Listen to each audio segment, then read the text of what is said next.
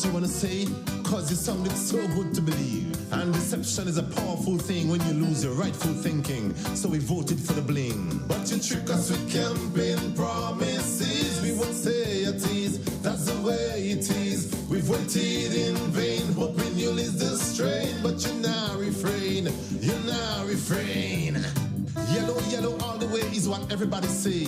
Cell phone ring, man answering. Yellow, yellow, no hello. Teeth get yellow, house get yellow, bus get yellow, man get yellow, even green get yellow, and so says 11-4. When you trick us with campaign promises, we won't stay a tease, that's the way it is. We've waited in vain, hoping you'll ease the strain. But you now refrain, you now refrain.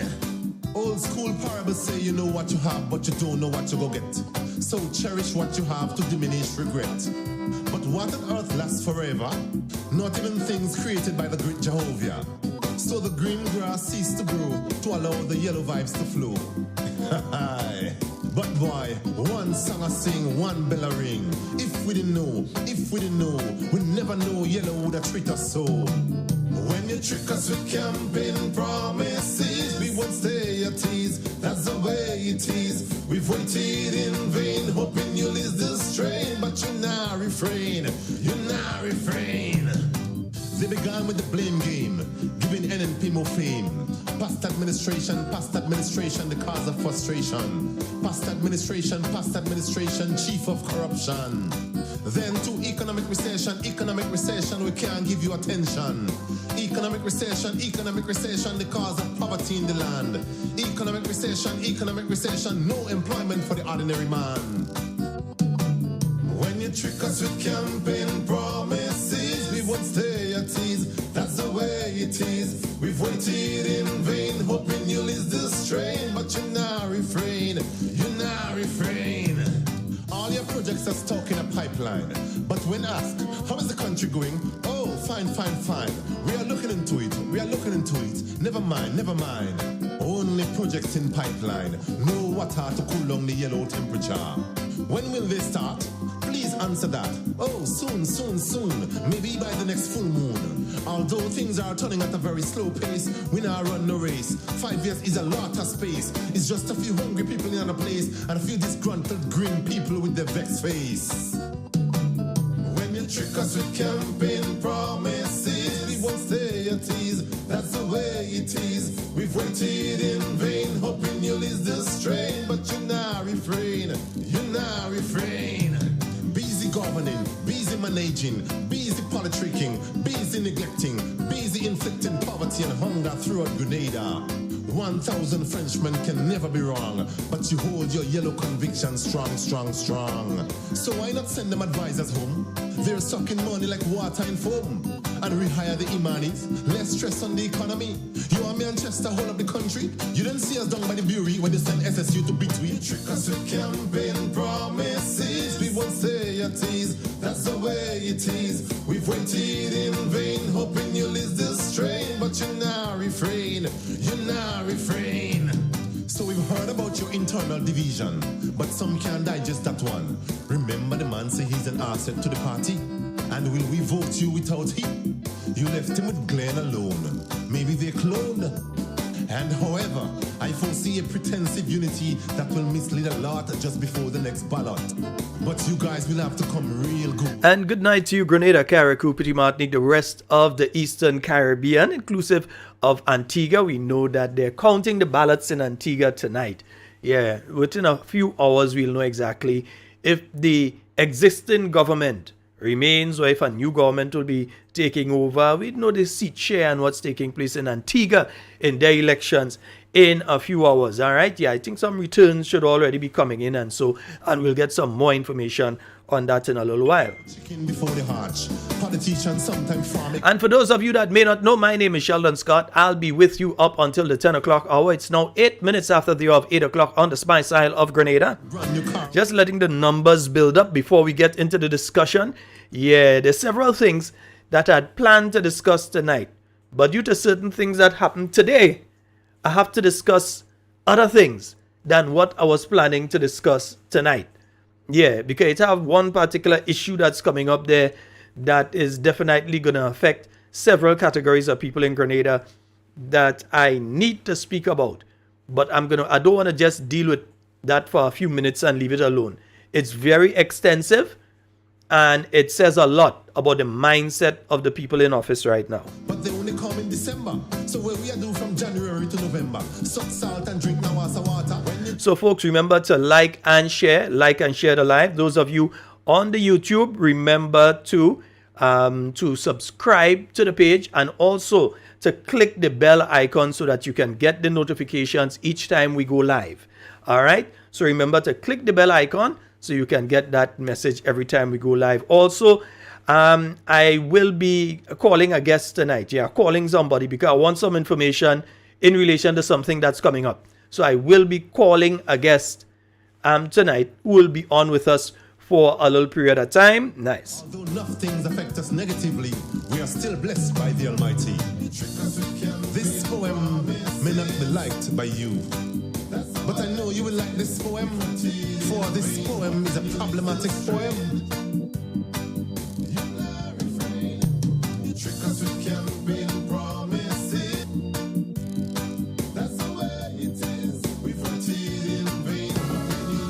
This is not politics.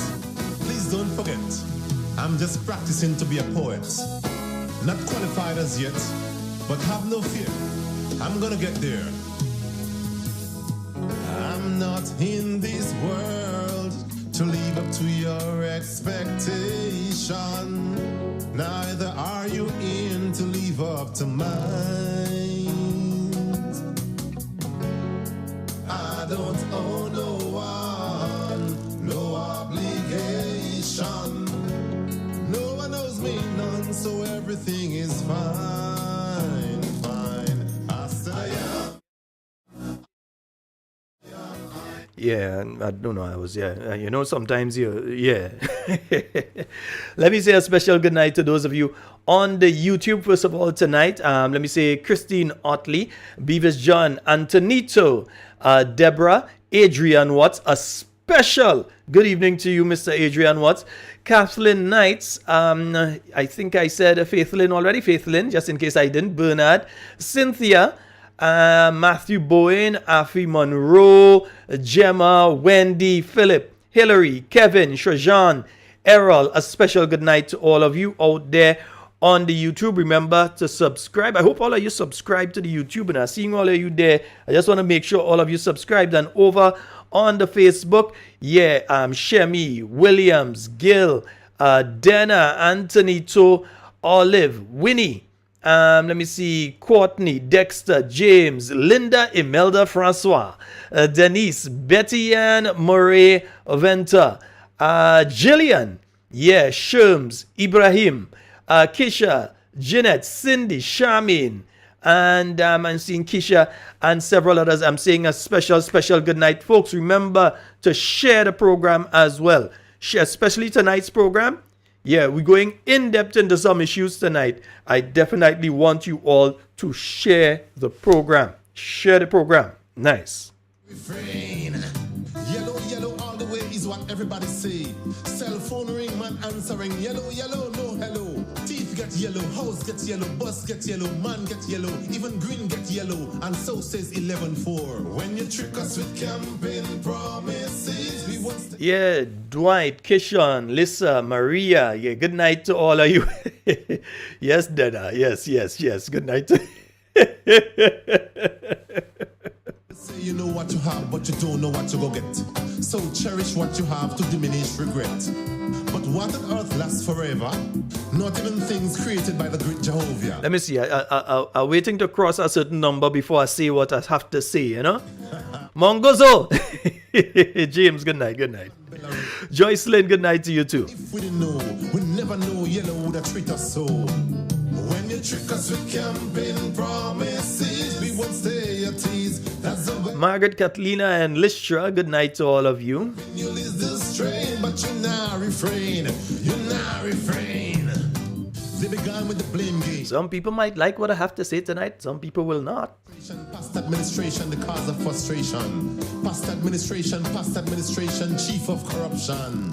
Then to You know what? Now, let me change that song. Let me play another song for you all right now. Because from what I was saying last night and the reality of what has taken place today, let me play a different tune for you all. One you probably don't hear in years. Let me play a tune there. Grenada in trouble, real trouble. Grenada in trouble, no trouble. Grenada in trouble, Good night to you, Landon. trouble. Grenada in trouble, no trouble. Grenada in trouble, controlled by the seeds of evil. Grenada in trouble, 4 years and months from Pharaoh disciple. Oy, oy, oy, oy, oy. Ay, ay, ay, ay, ay. Oy, oy, oy, oy, oy. Ay, ay, ay, ay, ay. Church is gone to sleep. NWO like they quit. Union don't give shit. Chamber of Commerce lost tongue and teeth. Grenada in trouble. Real trouble. Yeah, that ain't no joke song. Yeah. Seriously. Grenada in trouble. Real trouble. Grenada in trouble. No, Cousin Koi, good night to you, Londa. Grenada in trouble. Pastor, good night to you. And Andrews, good night to you as well. Grenada in trouble. 4 years and months from Pharaoh disciple. Right, so I think I hit the number that I was looking for. Now, last night, I spoke about the possibility. Several sources had contacted me on Monday afternoon telling me that the increase that the new National Party government had placed on the seed program, that additional $150 per household, that was removed. I didn't want to believe it. So Monday night, we had the interview with Dr. the Right Honorable Keith Mitchell. I did not go into that issue on Monday night because I was looking for confirmation. Unlike some people, I don't just take stuff and run with it. You have to keep a certain level of credibility with the information that you're giving out. Okay. Last night again, all during the day yesterday, I got about 4 messages from 4 different sources. I shall learn that money cut. I say I'm still going to talk about it because some of the sources that I got it from, I knew that I could trust those sources. So I spoke about it last night. But in the back of my mind, I'm still saying that I hope that what I was hearing, that what was coming for these poor and vulnerable people under the seed program was false. I was still hoping that it was false. Lo and behold, today, started getting a set of calls this morning. People crying for what was done to them. Imagine a mother of 3 children. Father has died. It's not that father ain't playing part, you know. Father has died. A mother of 3 children. She is in a job where she's earning under $1,000 a month. She has her children to send to school. One in secondary school, another one in primary school. So she has her children that she has to send to school. She was receiving $250 under the seed program. You know how much money she got today? $75. Let me say that again. That mother of 3 children with the father deceased, who expected the usual seed payment of $250 today, because Grenlec is going around cutting off people right now. I've heard of people in St. John's, I heard of people in St. David's, people in St. George. The Grenlec crew is going around and they're cutting off. Once you whap, that's it. They don't care if it's January, the slowest month of the year. That's it. They're cutting you off. All right?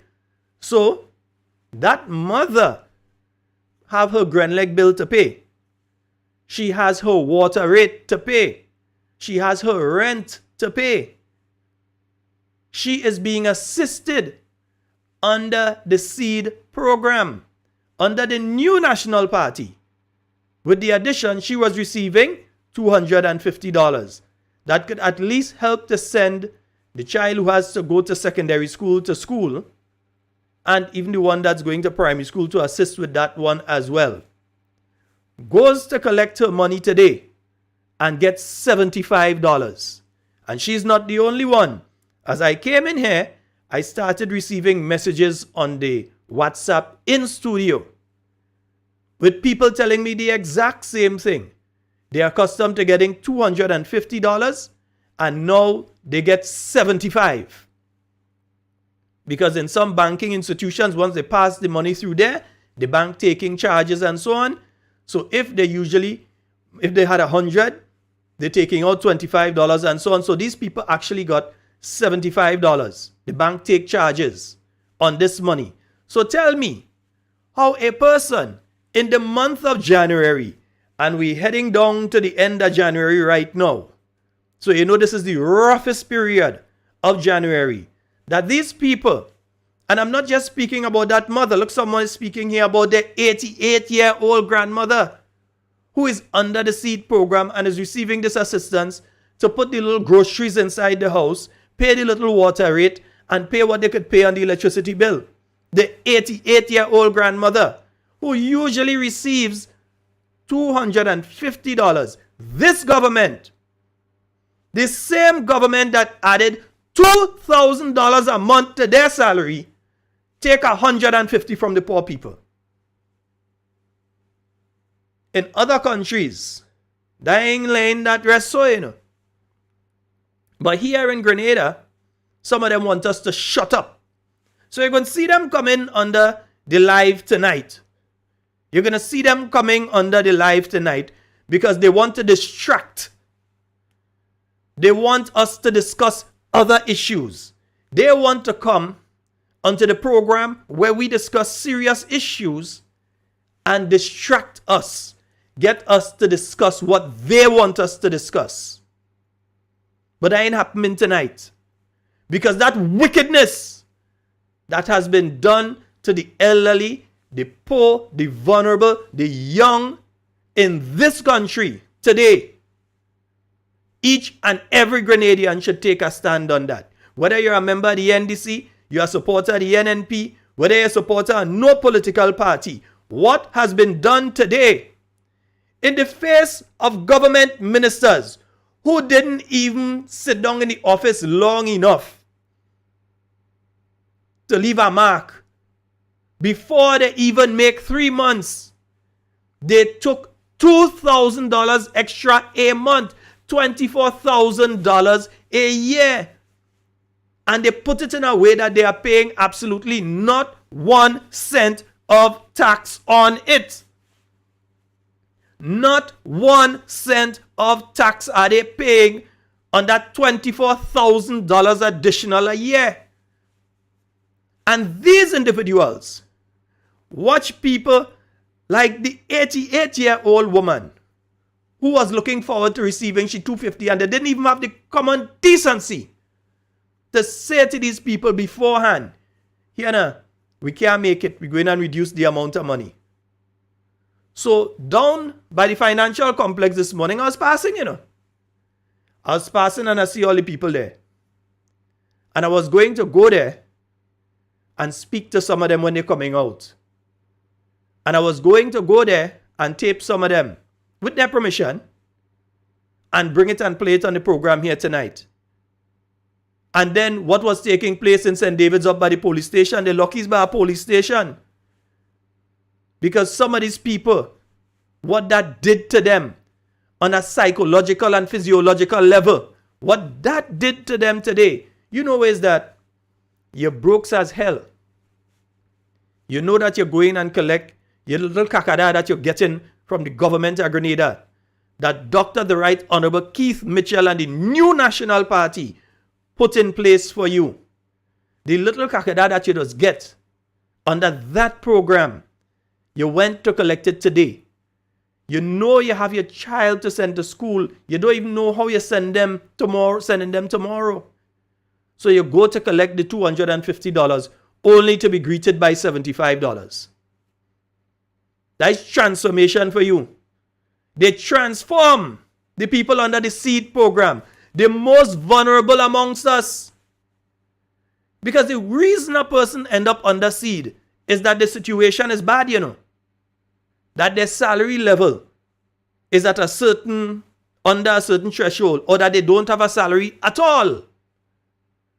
That their living condition, they ain't living in one of the exclusive areas in Grenada, They're not living in any of the what used to be gated communities. These are people who can't make ends meet. These are people that really and truly need. These are the same people, some of them, that you already deny them the fortnight over the Christmas period, when usually you'd have multiple gangs going out, and so you reduce it so that you didn't have the amount of people that might be able to go and make the look for whatever they just call it. I think it's 430 or whatever they just get for the fortnight. They couldn't get that because you reduced the amount of fortnights and you reduced the amount of gangs going out and so on. So those people who otherwise might have get a little kakara coming up to the Christmas, they couldn't get it. And now, the people under the seed program who expecting to go and get their $250 today, coming out with $75. And we're supposed to laugh and grin and say they're doing an excellent job, ain't it? The same people, remember, the same people that leave a prime minister's residence sit down there and finding tens of thousands of dollars to pay for another residence for the prime minister simply because he find he want to stay there. If you want to stay there, go and stay in your place. And you have a place or places, go and stay in your place. But why should the Grenadian people have to find tens of thousands of dollars additional to pay for a place for the prime minister when he has a place? Find the $2,000 per person additionally per month to pay each of them without them paying any tax. Still find thousands of dollars to pay the advisors, their lackeys, and their brown nosers and hangers-on who have come into the fold since the general election and have been given all kinds of positions all over the place. You have to find all that money to do all of that. But when it comes to the most vulnerable among us, the people who depend every now and again to get the little debushing, the people who depend on the seed, these people are being denied. And we're supposed to grin. And we're supposed to say everything is all right. And we're supposed to say the government doing good. That is what we're supposed to come out and say, ain't it? Not me are saying it as it is. They damn wicked. Who don't like it, that their business. They damn wicked. If you can do that to these elderly people in their 80s and 90s, in their 70s and 60s who can't really help themselves. Some of these people can't even move about as before. They just have to send somebody to go and collect for them. And this is what you do to them? And you're talking about you love people? You love the votes, but you ain't love people? This is wicked people. How could you do that? And without even a warning. Without even a warning. So people went today. They're expecting to collect where they had to collect. And now they find themselves in that situation. That is absolute evil. That's why I say they need to change their symbol. They have to change their symbol from the hat to the witch broom. Yeah, that is the symbol they should be using. Use a, them witch and them in them movie and thing that's fly about on a broom. Yeah, that is what they need to change their symbol to. You understand? Yeah, because it definitely can't be the hat. That is a heartless act. Folks, let me just try to get in contact with the individual for the interview for tonight. Yeah, we're going to be speaking on this issue and other issues, because there's some things happening that you, the Grenadian people, remember, they're not having post-cabinet press briefing to inform you anything. They say when it's important, they will have a post-cabinet and come and tell you. Right? So they ain't having no post-cabinet. But things like this happening. If they had post-cabinet, they could have come and tell you. But yet they're paying thousands of dollars to a press secretary to do what? To do what? They could find thousands of dollars to pay a press secretary and they can't hold a post-cabinet press briefing. They could find thousands of dollars to pay executive secretary for the prime minister. Thousands of dollars to pay a slew of advisors. They could find thousands upon thousands of dollars to give themselves on a monthly basis tax-free. Concessions for their friends. Set up big businesses and so with all sorts of concessions, tax breaks, etc. But when it comes to the poor and vulnerable in Grenada, all they're doing is piling on more and more and more pressure. That's what they're doing. So let me contact the individual for tonight's program.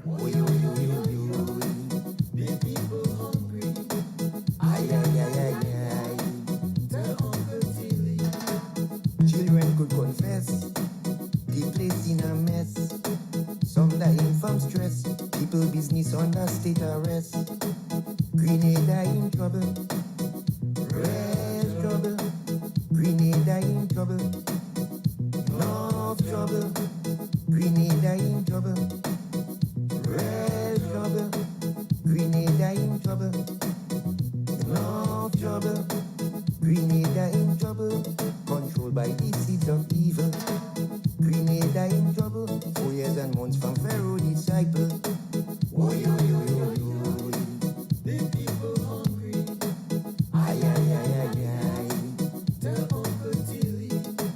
Oh, yo, yo, yo, yo. The people hungry. Ay, ay, ay, ay, ay. Tell Uncle Tilly. Farmers now can grow. Thief everywhere you go. We can pay salary also. Prostitution start to explode. Grenada in trouble. Red trouble. Grenada in trouble. North trouble. Grenada in trouble. Red trouble. Grenada in trouble. North trouble. Grenada in trouble. Yeah, just having a little problem getting in contact there. Let me just make one try again.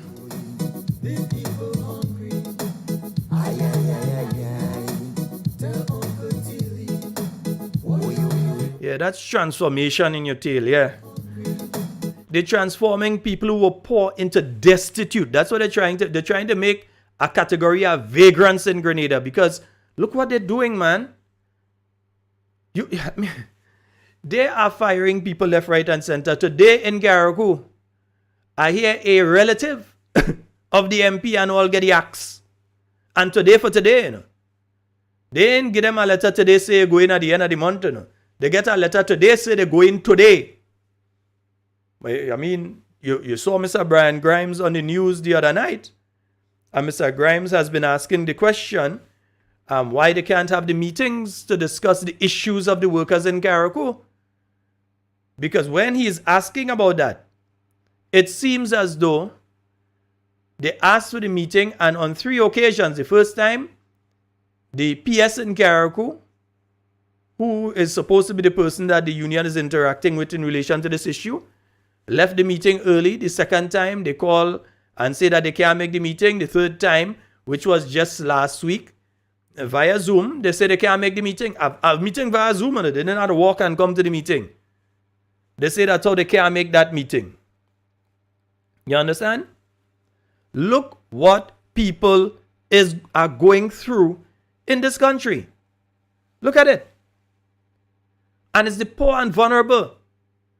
We reduced the rate at the freight at the port to the 2019 level. Who benefits? The big businesses that import into Grenada are the only people that benefit from that. Because they are paying less on the port, but they have not dropped the cost of the items. In fact, the cost of the items by and large have all gone up. So they're paying less on the pot, but the item is more expensive. And you know what I'm saying is the truth. You go and shop. You go and buy things that were $1 and something just a while ago. You know that you're paying much, much more for it right now. We all know what is taking place. We all see what is taking place. Imagine that. You're going this morning and you're saying, well, okay, I'm going and then you find yourself in that situation. I think I have somebody on the overseas line. Let me take that call. I have somebody on the overseas line. Good night. Hello. Night, Sheldon. How are you doing? Well, I'm not so fine, and I'm going to say I'm fine, but I'm not fine. I'm vexed. I ain't like what they do these elderly people. I don't like it. I don't like what they do the children and the elderly. I don't like it. Let me tell you, comrade. You know, I'm sitting here in California, and my heart is bleeding. Oh, Doc. Because go right ahead, man. Let me tell you, yesterday morning I was on To The Point, talking similarly to what we talked about last Thursday. You know, the psychological effects on the uncertainty and the stress. And today my heart continues to bleed because one of the callers, and you know, he had to speak. He had to acquiesce to the drum that he's dancing to. So he talked about, you know, firing and termination is not trending. You know, there are other things that are trending, and I had to remind him that what he is saying does not make sense, and we are awakened today to another, sister from Carriacou getting the letter today. I mean, today for today. I mean, you know, think about it. You dressed and you took your bus or you drove to work and you got to the office prepared for a productive day, only to be handed a letter that says your services are no longer needed as of today. You know, how inhumane, how callous, how wicked, how vindictive, something like that could you know, someone could do that, a human being. Let me quickly add here. I know you have a guest, and I am. No, I'm not getting the guest, so you could go ahead, Doc. You could go ahead and talk. I ain't getting the guest. I'll get a guest, man. I will get them. I think when I called, I did get them, but they were in a vehicle, so I think they're trying to get home. Yeah. Yeah. You know, and then again today, as you were talking about the reduction, I thought that was probably gossip. That you know. Man, I was hoping so. I was really hoping so. I really was hoping that was a fluke. You know, but when you know, 100%, 75% of the monies that I mean, we already know that January is probably always the most financially depraved month of the year because everybody wants to look good for Christmas. And so they spend all that they have or had plus what they expect. And, you know, so you go now to get your little allowance, your subsistence, only to find out. Nobody informed you before, only to find out that you're getting half or 75% of what you normally got.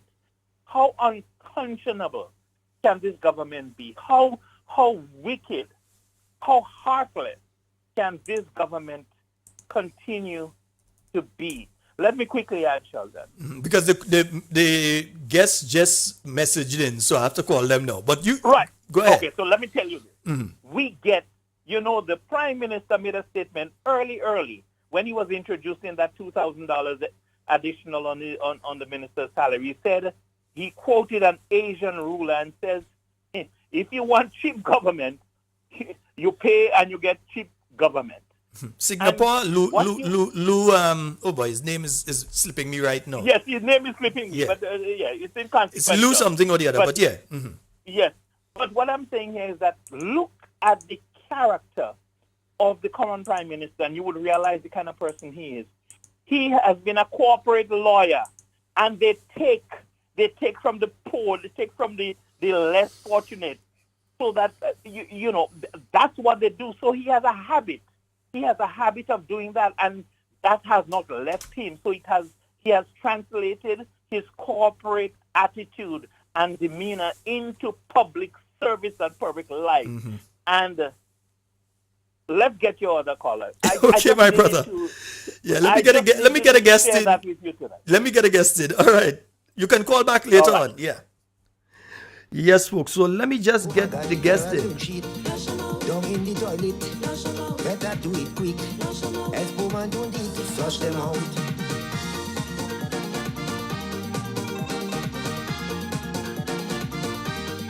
The money must leave. In green they believe. Let's kill them as fleas. Revenge we must achieve. Even poor people keep give good food. But that them make really want money. If that's proper transparency, oh my God, bring back Jonah for we. Oh my God. All right, folks, and we are joined on the line by Mr. Oliver Joseph. And a good night to you, sir. Hi, good night. Good night. Nice to hear you. How are things with you? Well, I'm not in a good mood tonight. I'm not in a good mood at all. No. Why? When I hear what happened to the poor and vulnerable people of this country today, I could never be in a good mood. Yes, you're right. You're right. So folks, we've been joined by the Honorable, I still call him the Honorable Oliver Joseph, and we're going to be speaking on a few issues. What have you been hearing today about what took place with the people in the seed program? What have you been hearing? Well, I've been receiving so many calls from morning about the 33 and a third % reduction. 33 and a third, you heard me? Yeah, 33 and a third. Reduction. $150 removed from each beneficiary. And that's the poorest of the poor in Grenada. They were so shocked that at 12:30 today, I received a call saying one of the beneficiaries fell down and had to be rushed to the hospital when they received the reduction. Because they had plans, they said, well, now I will be able, let me go and pay my electricity bill and water rate and buy my gas. That was not to be. $150 removed without no notice at all. Absolutely no notice. And I mean, that's the wicked part. They didn't even tell these people. They just go who expecting to receive a $250 to get $75 in some instances. Well, in nearly every instance I hear $75 they get. Well, what about is those that used to receive $450, they got $300. Much to their disappointment. But this government continue to pressure the poor and working class, and I cannot understand why. Why are you doing that to the poorest of the people when you pledge to raise the living standard of people? And they use the term get rid of poverty. Well, I've never heard that term used yet. I've heard that you will reduce. But they say they will get rid of poverty. And now you are putting people deeper and deeper into poverty by the action. I've never seen that from any government. Not in the previous NDC government. They have never done that to people. Now, let me find out something here. What was the system that was in place for selecting people under the seed program? Was it that people who have vehicle and working in financial institutions and at middle level and so on, those people were receiving things under seed? Who were the people that were benefiting under seed? Listen, the seed criteria is very clear. And when the seed officers collect the information, it is entered into the system and you must pass a test to determine who gets qualified. So it is not that parliamentary representative just adding people to the list. That's not how it was done. There was a system. In fact, let me give you 2 examples. So my neighbor was qualified, getting seed because they look at what you have. whether you have running water, electricity, television, and so on. You know what we did for the neighbor, Sheldon? The neighbor was given bathroom and toilet, so the neighbor now are running water. You know what the seed officer tell her? Well, we'll have to take you out of the seed lease. So was the poorest set of people they were given? You say what she said now? You have running water in your house. You have toilet inside in your house. And therefore, people who do not have these things will be added to the list and you will have to be removed. The lady say, well, the government, NMP government, that helped me to have that in my life. I never thought I was going to have that. And I'm so comfortable I don't have to go outside. Look how they lift my standard of living. And the seed officer will tell her, well, if we enter that in the and you do the proximity test, you probably will feel it, you know. So we were looking for the poorest of the poor, and that's the people who survive on the list. So to treat people in this manner, no, I really think that the government ought to reconsider the position. You can't treat poor people like that because you're not helping resolve the issue of people living in poverty. That does not help. But this is creating a little more than poverty. This is creating putting people into the situation of being destitute. I mean, I was contacted by one young mother today. The father of the child has died, and she usually receives $250. 3 children. She receives $250, and today she went and she received $75. $75 is what she got. And you know, there's some people that are trying to say that this is okay and nothing is wrong with that. I could never agree with this. No. Well, that's the people that are living comfortable, like getting over $5,000 a month. So for them, but what amazes me the most is that you have members of cabinet who come from poor working class family who will support a policy that, because that's a policy decision. Don't make anybody tell you that, well, the prime minister and the minister don't know about that. That's crap. That is a decision of cabinet. But for that to be implemented, must be a decision of cabinet. And you have members of cabinet who come from poor working class family who understand the problem. And to treat poor working class people like that, I was so shocked today when I got the news and continue to receive calls throughout the day of how they are treated. So I really think that the government has to reconsider that decision to cut the benefits to the poorest of the poor. And imagine what they've done in all the constituencies. They've basically gotten rid of the majority of the seed officers who are working in all the constituencies around the island.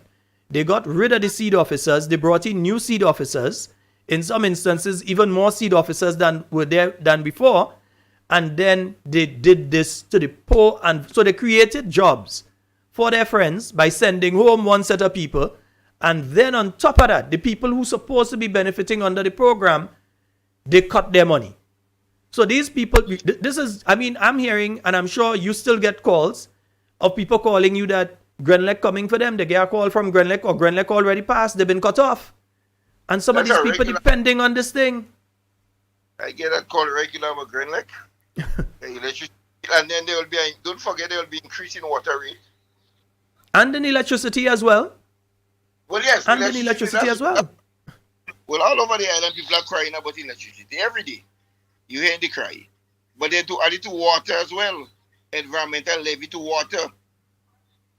So your water will increase. Electricity, basic necessities, making it extremely difficult for the poor and vulnerable to get these services.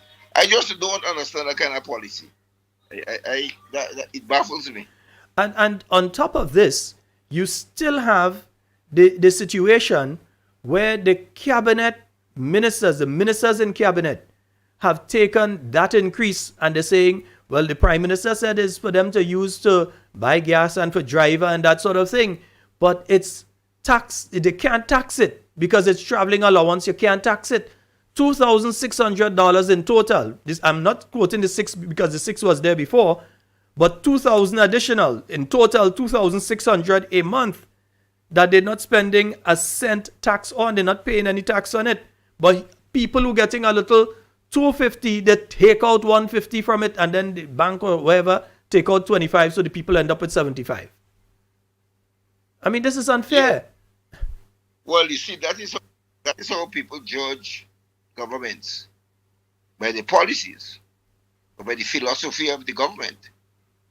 What I'm picking up on the ground as I go around, and it's becoming very clear to everyone that this is the anti-working class government by all the measures they have taken. The anti-working class by the policies. But is it? But let me ask you this question though, as a person that's into economics. Is it that the budget presented by this administration, they had several measures inside there? They're foregoing the certain taxes, and so they're foregoing the penalties and so on, these things, which is into the millions from what I'm picking up. So they're foregoing that. There also the reduction in the freight at the port, the reduction in the petrol tax, and so different sources of income. They have reduced different sources of income. While they increase their salaries, they reduce different sources of income. Is that one of the reasons that they're doing what they're doing to the poor people right now? That they're trying to look nice, so they're saying we do this and we do that and we do the other, which is only beneficial to basically the rich, the people who have businesses, are the people that are benefiting from this thing, the people who import, and so are the people who are benefiting from what they have done. But the poorer class of people, now they're cutting the benefits that these people are receiving. Look, we didn't even have as much debushing program. I know, for instance, for St. David, I know when Christmas time, Brother Oliver, I know all part of St. David, you see in a gang doing some debushing this Christmas, bush slapping you in your face. So even those people who are vulnerable, who depend every now and again, they get a little fortnight, is a little help to them. And they might be the same people might also be trying to get under seed and getting the seed help and so. And now both of them have been taken away. All right, so let me discuss that as a reason. There is a principle in economics called tax incidence. If you introduce a tax, you must be very clear of who the tax will affect. That's the basic principle. You cannot introduce a tax and not be certain on the tax incidence. So, if you introduce an increase in property tax, well, only people with property that will affect. But if you introduce a tax on sugar, it will affect all consumers of sugar. So you must know, you must be certain. The debushing program, as you brought it up, we had budgeted for 8 fortnights. This government came and they gave 2 fortnights, for Christmas. This is a seasonal program that is meant to help the poor and vulnerable because of the high unemployment situation. They are not employed throughout the year. Some of them only twice a year they work. Twice a year they work around August to get money to help the children go to school, and at Christmas time to help the family. It really, really saddened me to see the government reduce it to only 2 fortnights with less people going out to work. When you have these people working 8 fortnights, over 3,000 people working around the Christmas time, spending back all the money, $8 million back in the economy. That is where you're getting the spin-off effect. That is where you're benefiting. So if these ministers are on the ground, they will understand the effect of that. Because these people spend all their money that they come, as they get it, they spend it and helping the children and dealing with their family and the friends and relatives. all the money is spent. So we had a deliberate program to assist these people. So because of the 2 fortnight now, not many people went out to work. So what you see, a Christmas where businesses are complaining that they are not seeing the level of expenditure. Well, how you will see that when the government reduces it only to 2 fortnights? So I'm actually seeing one of the listeners now saying that they're working in a store and every day is Sunday. it's nobody's inside, and that this Christmas was actually worse than the one during COVID. well, it must be because even during COVID, they provided jobs. You see, it's the philosophy of the government. I told you that before, Sheldon, I repeat it. The only reason I joined NNP and the only reason I'm a member of it is because NNP is a party for the poor and working class. And I knew where I come from. If it was not for scholarship, I got to go to university, I would not be able to go. And up to today, they keep meeting students that thanking me still for the assistance I give them to go to TAMCC and SU and other universities, because I know the benefit of that. So I have benefited as someone from the poor and working class from the NNP government that had policy in place to help poor people, children to advance themselves. So anytime I see a government that is anti-working class, I must speak out because I personally benefited. And therefore, to cut the benefit of these poor people, I don't know how anybody could live with that. Well, of course, if you working for 10,000 a month or 8,000 a month, then you don't care about people. Then you should not be representing people. But it's all remember, at the ground. and remember, these people who have now had that slash of over 33%, a little over 33% of what they got under seed, they would now have to start depending on family members if they have, because there's some people that I know under seed that don't even have family members they could depend on. They now have to depend on the working people who have to pay the gas prices as it fluctuates up and down, have to pay the 1% increase in the NIS and that sort of thing, that their earnings that they make on a monthly basis, they have to pay the increased water rate, the increased electricity rate, the increased food prices, everything. These individuals, their earnings are less and less, and now they have to stretch it even more to stretch a hand to their relatives that really can't make it. Well, let me tell you something. This thing about people depending on handout is a myth. Let me give you the example. When I was the parliamentary representative, people will call, I will see an average of 40 people because St. David's is a huge constituency. Mm-hmm. You know, when the debushing program starts, that dropped to 10. People want work, they don't want handout from no minister or no MP. I am telling you, when the debushing program in full effect in St. David, I see 10 or 5 people. Because they all walk in and on money, they don't have to come and ask the parliamentary representative for anything. So that is what we want to see. Give people jobs, give them the opportunity to earn their own money. These people do not want to go to their relatives and friends and ask them to buy gas for them or ask them to help them pay. When they get it $4.50, I don't know how they manage, but they manage it well. They do not want to go to anybody. And so why do you want to put them in a position where now they will have to go and beg for assistance to buy a gas or to help pay the electricity when they were doing it, when they had the $4.50? These people have pride, they have a dignity, and they want to be independent. Keep them independent. Don't make them dependent on other people. And that is the message I think that the government is missing.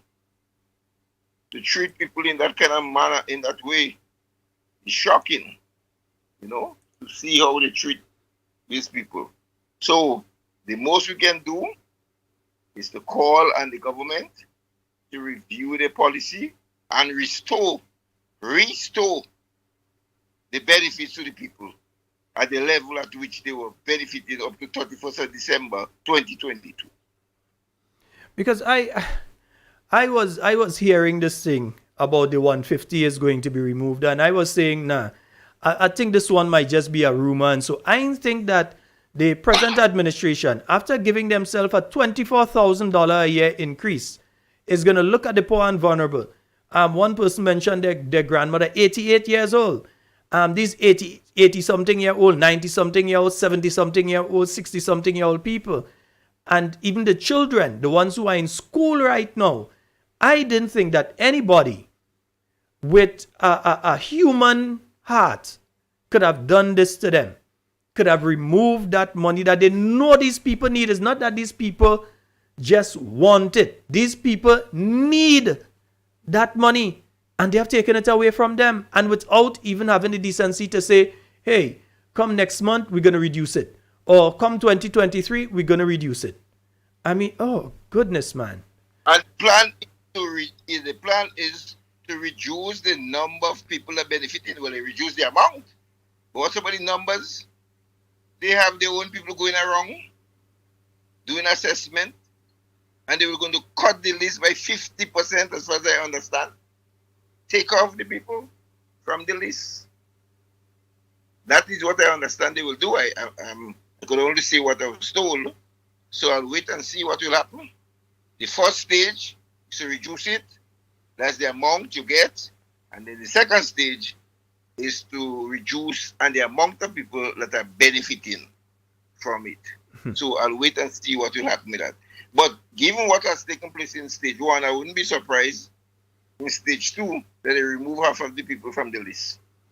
Well, right now I can't take anything as just a rumor again, because as I said, I was treating this thing as a rumor, saying, nah, they wouldn't do that kind of thing. But my goodness, to do that to these elderly people. I mean, and you see, I keep saying the elderly, but we have to remember there are children involved in this too.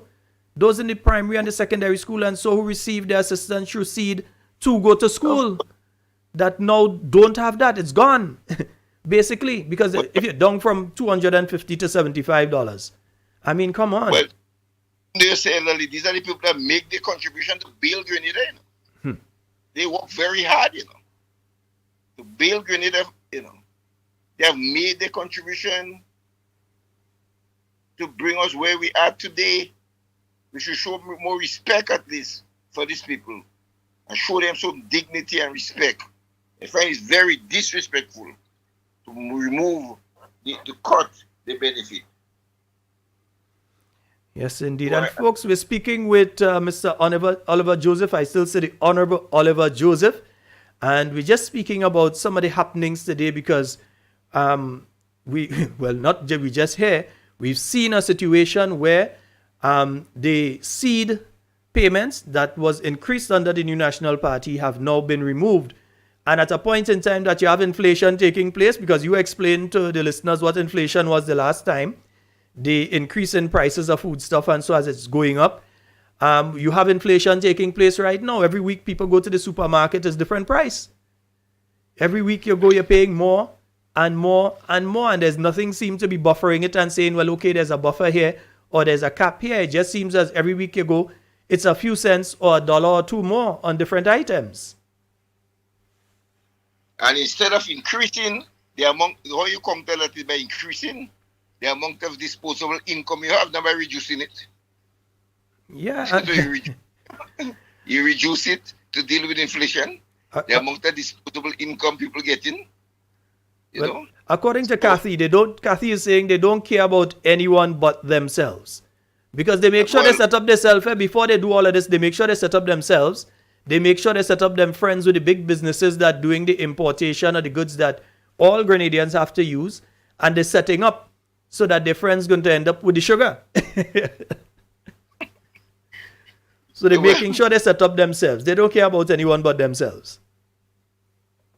Well, the people, that's in politics, the people are looking, the people are analyzing, the people are coming to the conclusion, and the policies that have been introduced is clearly anti-working class, and the working class will deal with it.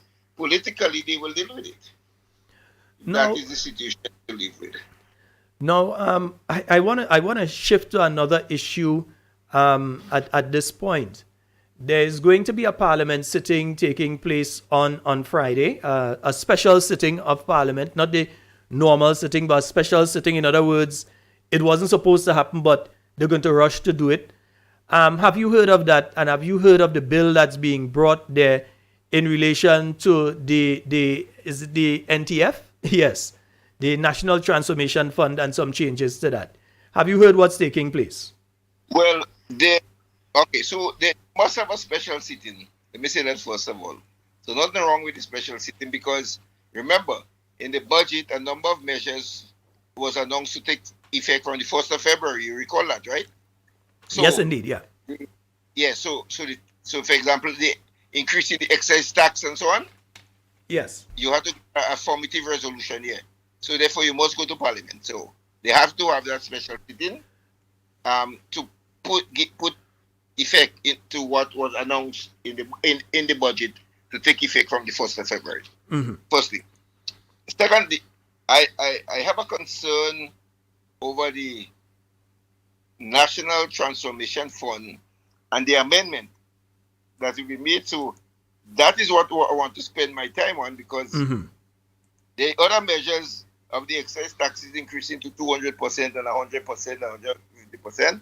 Well, that's their fiscal policy measures, and they must get it through Parliament. So I'm not while I don't agree with it, but that's the government policy position, and they have a right to introduce whatever policy they want, and the people will react to it. But let me explain what is happening with the National Transformation Fund. All right. So we introduced a citizenship by investment program. And you can become a citizen under different circumstances. So Section 10 of the CBI regulation states that you can make a contribution of 200,000 to the National Transformation Fund, and that will go into the government revenue that the government can use. In our case, we are using for capital projects. That's Section 10. No, before you go forward, it's Section 10, right? Capital projects. Somebody listening may not understand what you mean by capital projects. Okay, Let's give them a so quick explanation. Yeah. So we use it to build roads and bridges, and people call it for, they want a stadium in the to be built, or things like that. Light up a playing field, etc. Yeah. Yes. Capital.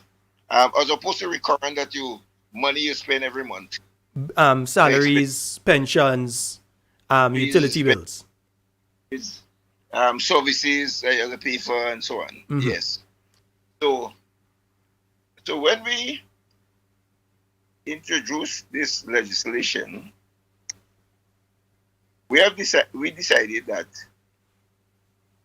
40% of the amount of money collected under this National Transformation Fund, we'll put it in a reserve, a contingency fund, so that in the event that we have natural disaster, we can draw from it. And it's a good thing we did that, and that was foresight, because during the COVID period, we were able to use money from that to help fight COVID. And if you have a hurricane, you can use money there that you have to rebuild the country. And that's why we set it at 40% that we're going to put aside as the basis. So 40 cents on every dollar that comes in would go towards that, in case you have a hurricane or an earthquake, tsunami, any kind of disaster. Yes. So you could then use that money to help build back Grenada. Yes, okay. That's right. That's right. So, and that was functioning well, and the IMF and the bank complemented Grenada having the foresight to put away this amount of money in a contingency fund to be used in time of disaster. We got very high marks for that. Now, from my reading of the amendments that's going to Parliament on Friday, is that the present government has decided to make an amendment that will reduce the 40% reserve that you must put away to 10%. So they have decided, the cabinet have decided that 10% is what they will put away, and they will use 90% to meet not only capital expenditure, but both capital and recurrent expenditure. They will use 90%.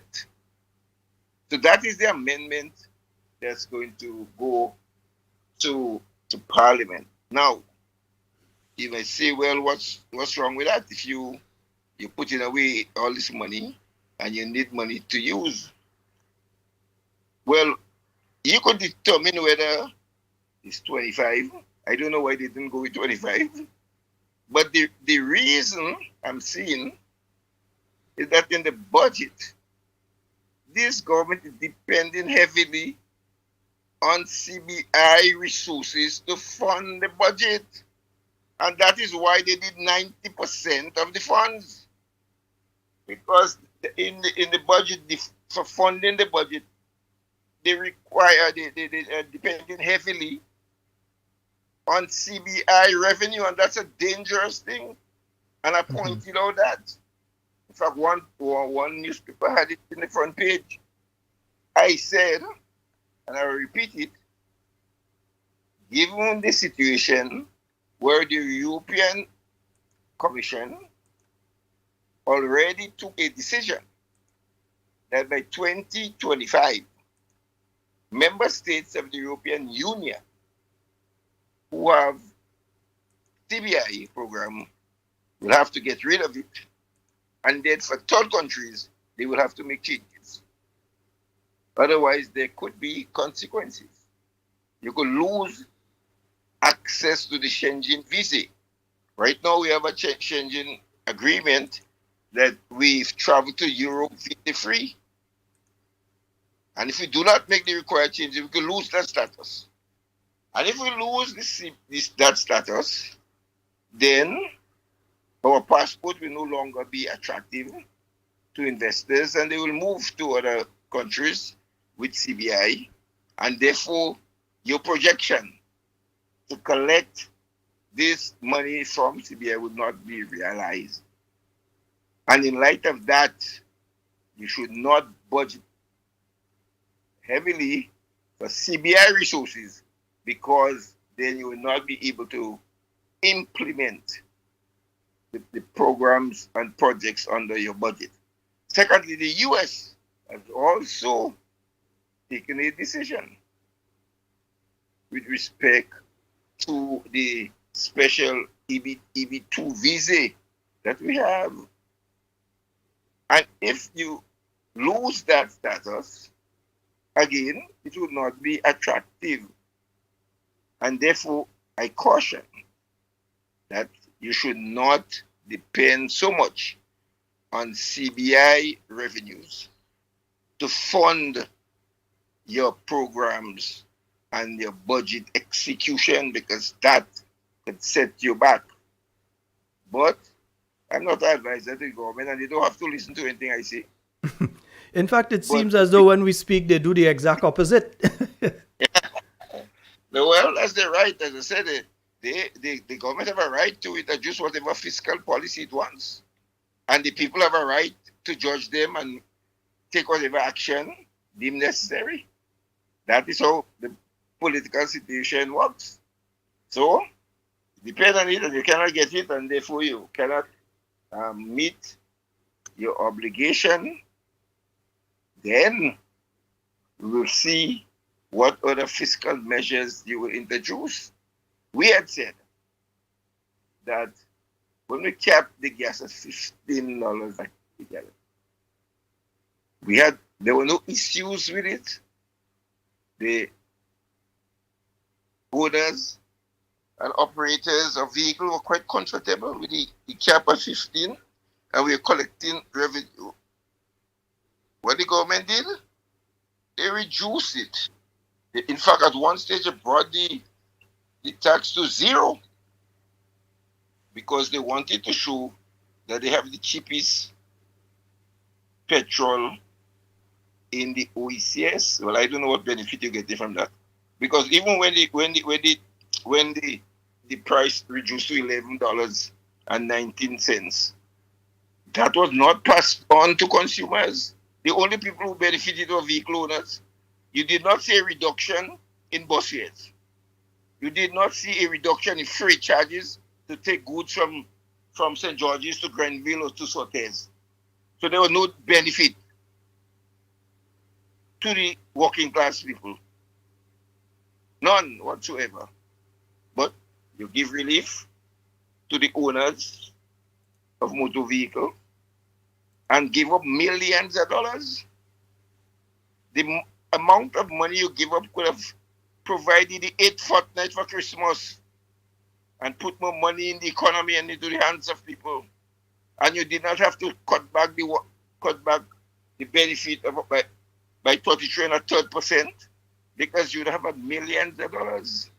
But that's your policy, that's your prerogative. You're in government, you're free to pursue whatever policy you want. I could only comment on the policy they take and show to the public that these policies are not in the interest of the working class, because they're totally anti-working class policy that you have introduced.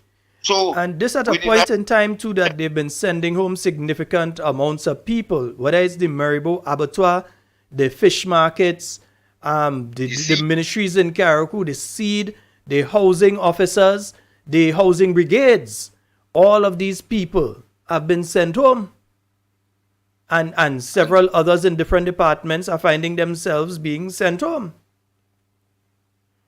And that's the poor and working class. The people are saying $1,000 a month, smoker. 800, Well, listen, let us deal, because let me deal with something that I heard as a defense of NDC supporters saying, well, the previous government said these people who was working in these programs. Let us be very clear, Sheila. Let me start. The Environmental Warden is a new program that was created by the new National Party that was never there. So to say that when we came, we sent home these people and hire our people, these programs, I want you to listen to me carefully, these programs were demand-driven. People were saying that only around the bushing time, we send all people, why we don't put some permanent gangs on the road? And because of this demand to keep the environment clean, we employ environmental work. 1. 2, the house repair brigades. People came to us and said that we give people material, it's stay below the house and rotten, or some of them dispose of it because they could not pay anybody to repair the house. What we did, we established housing brigade in every constituency, creating jobs and meeting the needs or the demands of the people. The toilet and bathroom, new intervention. In fact, that only came after the last election. People are saying that there are number of people in St. Davis, which I can speak about, who do not have toilet and bathroom on the house.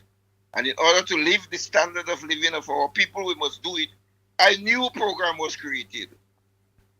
Bathroom and toilet brigade created, jobs created, more jobs created in every constituency. That was never there before. So to put the argument that we got rid of NDC and put in these people, they were never there. And they could ask any one of the NDC people who were there in the former government. These are new programs that we started in order to address the needs. Because I said all these programs are demand-driven. People were asking for it, and we responded. Now, you come into office on the promise to improve the standard of living of people, and the first thing you did was close down the bathroom and toilet program. Close it down, you know. They And still have another they have attack, bathroom another direct and attack on poor people. Well, of Another course, direct attack on poor people because that was getting rid of the pit latrines. but of course, was to get rid of all the pit latrines. Well, if it wasn't poor people, they would have the bathroom and toilet. So that's obvious. We to get rid of pit latrine. When one day notice, on the 1st of August was a holiday. When the brigade reported to work on the 2nd, they were told that the contract ended. One day, the contract ended. Bathroom and toilet halfway complete. I will bring you to show you some half toilet and 3/4 toilet and bathroom of 4 people that they did not even allow the brigade to complete. So I thought they were sending new brigades that will complete it. And it's the way the brigades were disposed of too. They just like today for today, they just call you, listen, don't come back. Yeah. That's Don't come sort of back. that's sort of heartless behavior. Yes, don't come back. We don't need you again. And I could take, or anyone want to challenge me, I could take them to show them the half bathroom and the half toilet. They did not even say to them, well, this will be your last month, so but don't start any new one. Concentrate on completing those that you have started. So that this Christmas you will have the poor people living in comfort with a bathroom and toilet. That is the way they dealt with the matter, you know. Stay no more every one of them, every one in the brigade.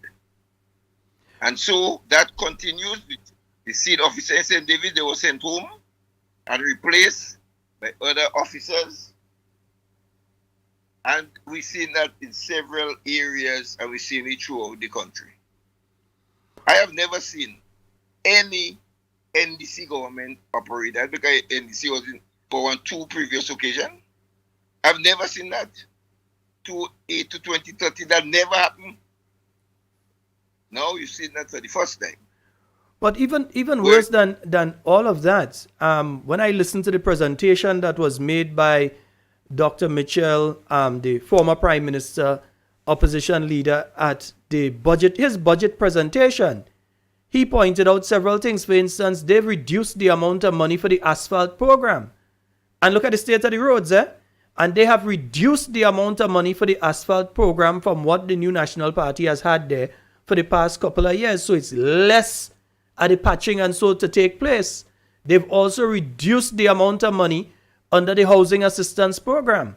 So all the people who used to get the material to start a little house or to do a little something somewhere, to add on a room or to fix the dilapidated state at the place, or to add on the bathroom and toilet, less people would be able to benefit from that because they've reduced the amount of money in the budget for 2023 for those 2 areas.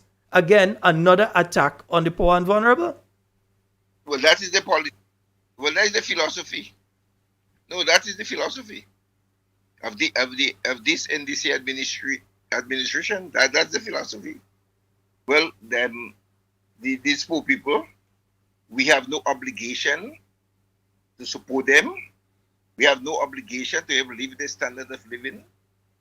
Let their relatives and friends do it. And that is the philosophy.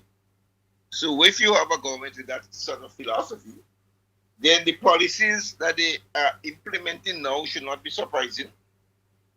I wish it was otherwise. I wish they didn't have to send home all these people, because I know one lady in my constituency, in fact, in my village, my village, 6 children, Her son is one of the top athletes in Grenada, She's the one that's supporting the children, Gone home, you're a seed officer, sent home. One day notice. She don't know what to do now. She was hoping that this child will go on to compete in the Olympics. She was so proud of the child, and she was only making $1,200 a month. Only that, $1,200, you know. Yet she was managing that money. And she had 3 children going to secondary school that she was so proud of.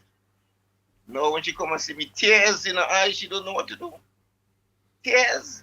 Well, Brother Oliver, I've heard of other situations. I mentioned earlier the case of the mother with the 3 children. The father has died, and instead of the 250, she's getting the 75. But I've also been contacted by people who had their scholarships basically withdrawn, and that the government is now saying where they gave assistance, and so now they're looking at full scholarship. So if you're in SGU and so on right now, they're asking some people to leave basically and wait a year and apply again for a full scholarship in July. People who should be graduating later this year. This is what they're doing to some people, young people who, and I know you're big on education, and I'm being contacted by young people who are being put into this situation. In fact, some of them have actually started classes and now in a situation where they have to pay SGU because they expected that government would have paid. And now they're in the situation, they have to find the money to pay SGU, and they don't have it. It's poor people children. They don't have it. Well, a lot of them called me to say, the first year, the NNP government, I came to you and you gave me the assistance, and now I'm told that I have to reapply, and I cannot get the assistance to complete. Well, poor people children again, no assistance. I just not understanding the philosophy of this government. And treat poor people. Go ahead. So all these people who everywhere past, they will say, thank you very much for the help you give me. Thank you for the scholarship. Parents call me twice. Listen, yeah, that brings so much joy to me when people say how much we help them. This medical doctor that came for Christmas, I was not here for the Christmas. I went and spent it with my daughter, and said, this doctor asking for you every day. She wants to see you before you go, before she return. She qualified and she's specialty now. And she remember the scholarship you're able to get for her. That is how you have to help poor people, children, education. And before I forget, I want to make sure people understand what's taking place on Friday. Because they may have heard National Transformation Fund and Contingency Fund and not understand that what is happening here is that the money that was being placed into the Contingency Fund, that's if COVID get bad again and you end up with lockdowns, not necessarily in Grenada, but other countries, you do have tourists coming in again.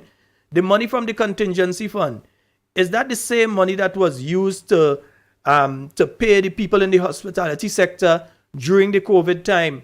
The bus drivers who couldn't operate, pay them during the COVID time, to pay the people who were working in the shops and so on, and provide all that stimulus that was provided during the time of COVID.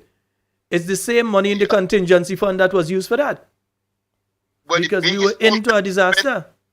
You remember all these additional people we had to take on? Yeah. To go around and testing?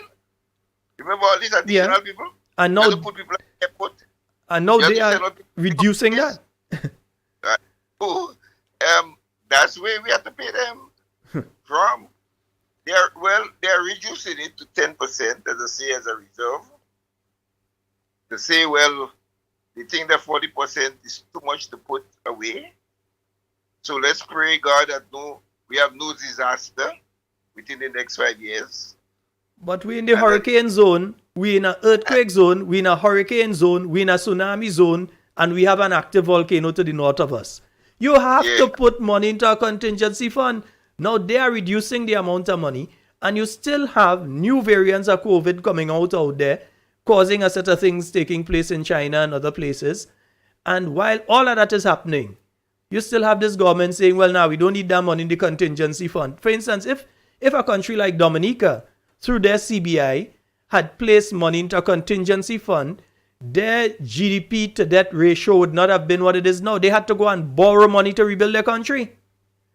They had to go and borrow at all different rates all over the place to try and rebuild. And if we had continued along the line, we're going with the contingency fund. If anything happened, we didn't have to go through that, having to go to the World Bank and this one and that one to try and borrow money. But that's one of the and the biggest benefit of having 40% stood away. So you do not have to keep borrowing, because listen, as a small island developing state, we in a real difficult situation where we borrow money to build a bridge. The hurricane come, mash down the bridge, but you have to pay back the loan still, you know. The loan isn't wiped away. You have to take a next loan again to build back the same bridge, you know. And nobody ain't not giving you debt forgiveness. The bridge guardian. But if you have money in a contingency fund they could use, you don't have to go and borrow again. Because that is what is happening to small island states, where they have to keep borrowing because of natural disasters. If you're a natural disaster and it was a situation where because of the natural disaster, you lost 10 miles of road and 2 bridges that cost 50 million, and therefore the lending agency will say, all right, we wipe it up. It's no fault of yours. It was just a natural disaster. So we're not adding the new loan to it. It doesn't happen that way. No. You borrow the money, you have to pay it back. So having this contingency is extremely critical. And the issue I have with 10%, they find it very low. Maybe if you find 40%, well, you need more money to spend, and therefore 40% away too much. Why not go to 25? You go to 10% because you need money from this fund to meet your recurrent and capital expenditure to support your budget implementation. I find it very strange. But as I said, the government is there. It is their responsibility to come up with whatever fiscal policy they want, and the people will decide. Yes, indeed. And folks, we have been speaking here with the Honorable Oliver Joseph, and I kind of just grab him today and say, now, when I heard about this thing with the National Transformation Fund, and basically where they're going to be dipping into monies that should otherwise be placed there, that is a contingency fund. That is for in case you have an emergency. That's your emergency fund. That's your rainy day fund. That is you have a serious flooding and all this kind of thing, and you need monies to deal with that you don't have to go to the Caribbean Development Bank or the World Bank, or you have to go to, you can get that money out of the fund and immediately deal with what you have to deal with. The same way that the monies from that fund were used to deal with COVID. Now, I'm also hearing that there seems to be a move towards getting rid of the stimulus itself. Someone was messaging me about the stimulus payments that people received. It's a little more than what people usually get under the seed in some instances, and that too has been removed. Well, no, I haven't heard that. I'm hearing that one, and based on how I heard this one, I am not I am not saying that the information is false. I'm looking to see what is taking place with that one as well. So we're seeing this all-out attack on the poor people to make them more vulnerable and to place them into the category of destitute. All I'm prepared to, I would be surprised if that happened. Yes, given indeed. the trend, that deep trend, given the philosophy of the government, I would not be surprised. We'll have to monitor it, see if that happens, and then we'll deal with it. But I would not be surprised if that happens. Yes, indeed. And folks, we have been speaking here with the Honorable Oliver Joseph. Mr. Joseph, I don't know if you want to make any final comments as we end. We're closing in on an hour with you. I know I take an hour out of your time tonight that you didn't plan. So we're gonna end with you now. Any final comments from you? Yes, of course. Let me say, Now the new National Party. Hello? Yeah, you go right ahead. Hello? Yes, we're hearing you. You go right ahead. Are you hearing me? Yes, we're hearing you. You go ahead. I don't know what happened there all of a sudden, It but seems that we got disconnected. I'm hearing you. I don't know if you're not hearing me, but you go Hello? right Are ahead. you hearing me? Yes, I'm hearing you. I don't know what took place there.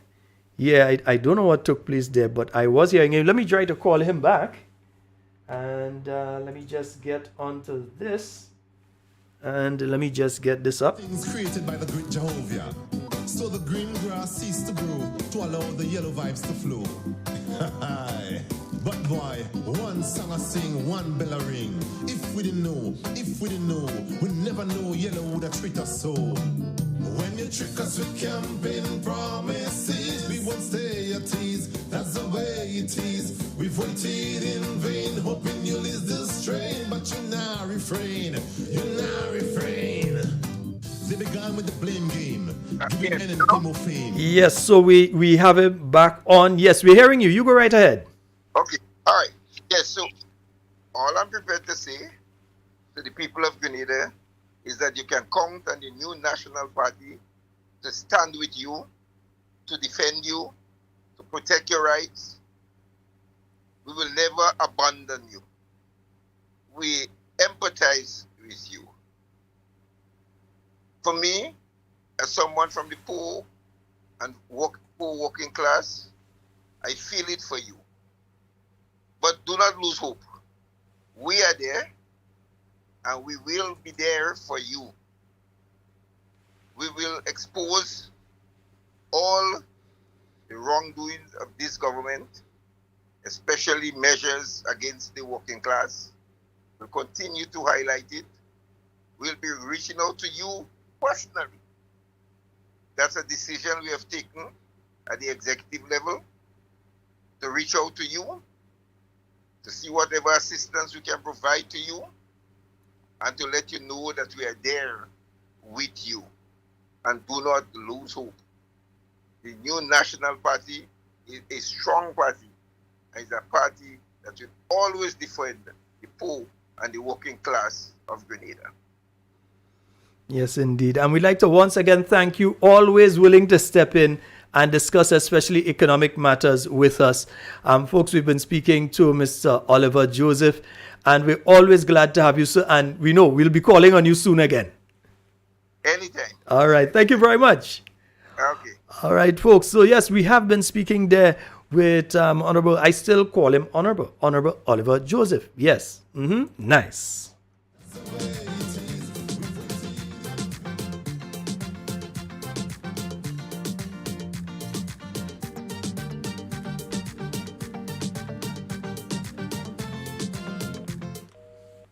Oh boy, I thought I had a caller there, but it seems as though I lost that one.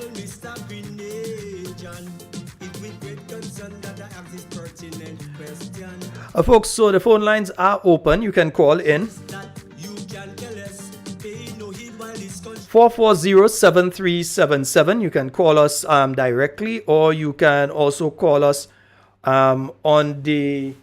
You can also call us. Let me just make sure I clear the line here. Right. You can also call us on the WhatsApp as well. All right. So 440-7377. You can call us there, and you can also call us on the WhatsApp on using that number. All right. Nice. What have you done for your country lately? Yeah, we have to ask some of them. This is what they do for their country. People that were receiving their little kakada, they look at $250. You're hearing now $75 that they get. $75. They've removed the $150. So some of the people who are getting $350, according to where they're getting their money through, you're here, instead of they're getting the $350, you're here, they're getting the $200. That is what is taking place. We have a call. Let me see if I get the caller. Good night. Good night, Brother Sheldon. Hi, good night, Miss Jacob. How are you? Oh, God, day. Why those people don't dirtiness on them, they go meet it up. They take out 150, $150 in my money, Oh, goodness. $100. What that $300 could do? Granny, have a granny by Sheldon T. Right. Sheldon the lady ball. 84 years lady, haven't you? Why that lady ball? She ball. Oh God, I feel it, Sheldon. Oh God, I feel it.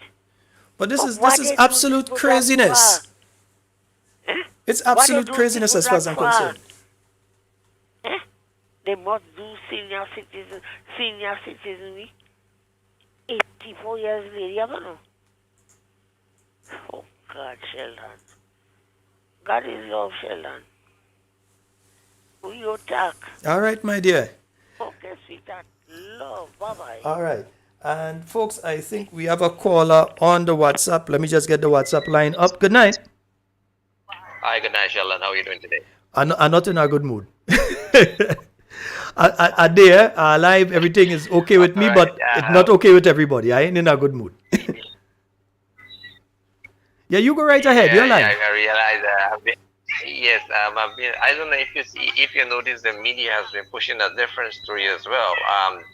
On social media and otherwise, if you have been paying attention, because it is a tactics of the if that like taking out the minds of the people of the other stories, but there have been like the issue of Delma Thomas and other things regarding the convention of the NNP. So the media is trying, I don't know, I could be wrong, and I could subject to correction here, is that they're trying to divert the people to something else. Yeah? Mm-hmm. They're taking away the whole, the true story which is on the ground needs to be dealt with. You know, and I wonder why this is what somebody is the media is in the bed with the government. I mean, yes, so we have to be in fair with all. I'm not saying no, but it's you know, deal with the real issue on the ground. Yeah, deal with the real issue on the ground. What it says. You could see, based on what I'm saying, it is they're trying to diversify. They're trying to move the minds of the people to another level. Mm-hmm. Yeah. Well, the thing is simply this, they're trying, Dr. Mitchell did an interview. He spoke about so many things. When I asked him that particular question, the only thing that he said is that he has not been spoken to, and the senior people within the party have not been spoken to about what the sister is doing. That's it. He didn't cuss, he didn't carry on, he didn't show a word. That's all he said. He just stated a fact. And I'm seeing people running with it all over and saying, I see one individual write a thing and saying that, oh, he angrily, no. He didn't even take 30 seconds with it. And he said that's all he had to say on it. I was going to fall in about the point I'm trying to make is that the media houses are actually doing interviews with her. Yeah. But the thing is, and they're trying to put a different trench, yeah? They're trying to put a different trench to make it look to print a different picture. But you see, what they're doing is trying to create something where there might be nothing. Yeah, that's what they always do. But outside of that, I am much more interested now in these 84 and 88-year-old ladies who went today to get the money to pay their electricity and so on and can't pay. I'm more interested in these young mothers with their children who don't have the support of a father, who went today to get their money, the 250 that they were saying now could take the children now for the rest of the month and even start the following month and so on until they get their little salary from the little job they're doing, and some of them don't even have that to get. And these people get $75. That's what I'm interested in. They're trying to take out the minds of the people of the real stories to deal with the facts. Yeah, deal with it. This is a very sad story. Even the elderly ones might, let me say, they might want to bread and eat, but what about the younger ones? What about the younger ladies? You know, and the younger ones more scary than the elder ones. The elder one might take a bit shifting. They might take, you know, a push. They might light a candle, but are the younger ones going to accept this? The younger one is more dangerous to deal with than the elder ones. All right, my brother. It is very, but elderly folks, again, they may light a candle, but they have to buy the pressure tablet or the sugar tablet, whatever it is. You know, you have to look on the either side of it. But what is the facts? Deal with the facts. I mean, let's be honest. That is that is my thing. Let's be honest. Let's do what's right for the people. Okay. Thank you so very much, my brother. All right. Yes, folks, 440. Let me make sure. Yes, I've got the phone lines open. 440-7377. You can call on WhatsApp or you can call directly there. Let me just clear the last call of the WhatsApp. So you can call directly or you can call on WhatsApp. All right. And you can call 347-329-3101. You can call us there on the overseas line. If you're outside of Grenada, you can give us a call there. So this is the situation. You have all of these folks who really need the assistance that they ain't getting it. Meanwhile, they, I mean, when you really listen to some of the things that were said before and so on, then after they get the $2,000, what the Prime Minister had said in relation to them when they get the money? Instead, we gave the ministers a $2,000 traveling allowance, which would allow them to, in fact, have gasoline and or a driver if they so choose. So those are the changes that have been made. And just to be clear, obviously, the Office of the Prime Minister, that traveling allowance does not apply to that office simply because state vehicles are provided for the Office of the Prime Minister. Enjoy all your one-time and go, eh? Yeah. Enjoy all your one-time and go. Yeah? And look at that. One elderly lady, I mean, oh, come on, man. Gone down by $150. This is, I mean, absolutely disgusting. What has been done to these elderly people and what has been done to the young people. Meanwhile, while people in their 60s, 70s, 80s, 90s, and even some 100 plus are receiving $150 less. Meanwhile, the Prime Minister's crew, not the Prime Minister, but the Prime Minister's crew, we gave the ministers a $2,000 traveling allowance, which would allow them to, in fact, have gasoline and or a driver if they so choose. So those are the changes that have been made. And as far as I know, drivers are covered under the budget for ministries. The drivers for the minister are already covered under that. If they move it from there, that's one thing. But they wouldn't be paying a driver $1,500 and that kind of thing. So that's a lie. They're not using that money to pay that, and they are paying no tax on that. But you take out the money that the elderly are getting. You take out the money that the children are getting. And you make sure, they made sure that those people get things. And meanwhile, while they're doing that, they fire in people. You have people that up there in, you have people that are up there in Carriacou receiving letters today for today. Today for today. You have people in Carriacou receiving letters. And then when the union is trying to find out now how we could move forward, because remember, they are sending home people. They're giving them their 1 month salary. But when they send them home and they give them the 1 month salary, they're not paying them for holidays. Some people have holidays inside. They ain't paying them for the holidays.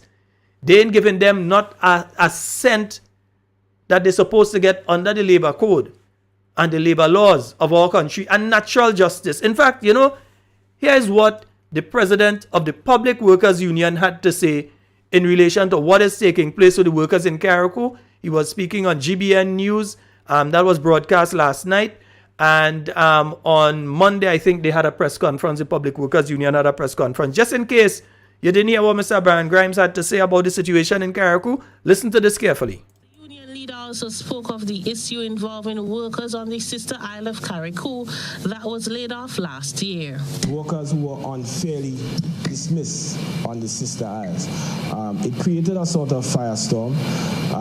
When we spoke about it, I believe it was August of last year. The representative of government in those conciliation meetings, the first meeting exited prematurely. The other meeting called an hour before. Those meetings were in October and said they cannot make it. And in January 12th, also, they called and said they couldn't make it. In the meantime, these people are out of jobs, right? Grimes has said a resolution to that issue is yet to be met, as he claims that persons are not paid for their holidays, among others. I heard about certain situations with one or two of them. Banking institutions are calling them for their monies and so forth. So they are sort of reneging on loans and things that are really beyond their control, right? Because, there is no consistent income. But added to that, the level of injustice with this matter, it's hard to encapsulate. When these workers were terminated, one, they did not get a hearing, which is a fundamental aspect of natural justice, but basic things were not given to them. For example, they have holiday inside, they were not even paid for their holiday. These are former government workers. So this is not a good reflection on the government of Grenada. He is calling on the Minister of Labour, Claudette Joseph, to use her power to help resolve the issue. GBN called the Labour Minister to comment on the matter, but was unable to reach her. For GBN News, I am Rena Pett Thomas reporting. All right, so that was the president of the Public Workers Union speaking there about the situation. 3 meetings to discuss what is taking place in Carriacou, the Carriacou workers. 3.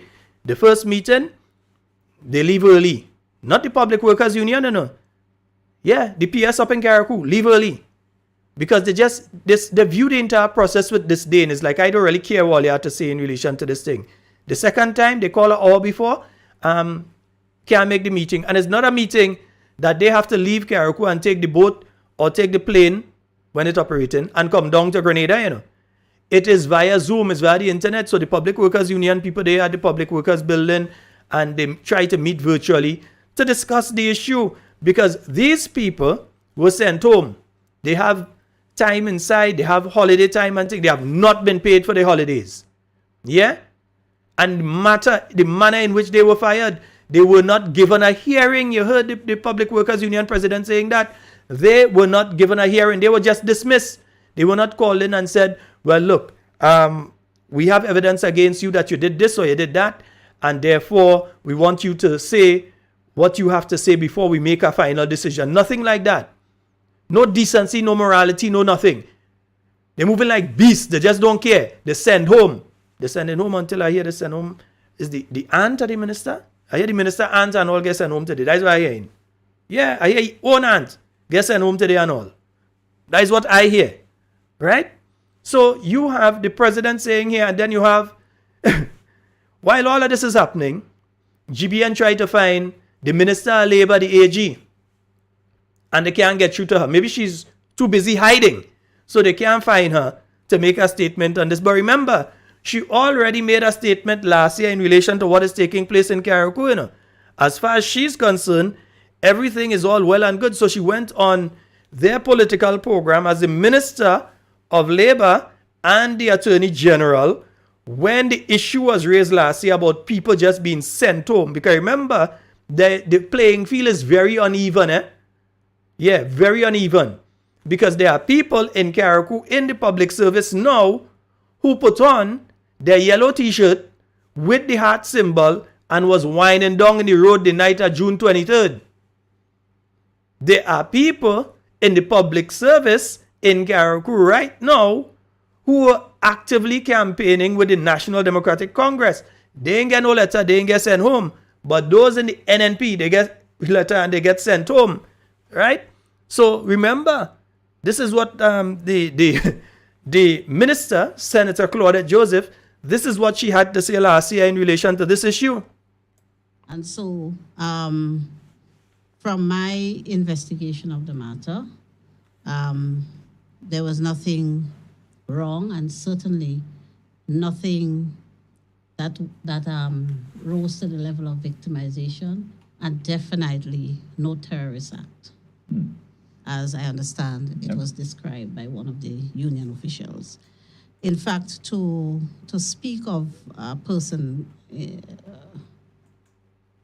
especially a senior public officer in such manner, might well amount to defamation.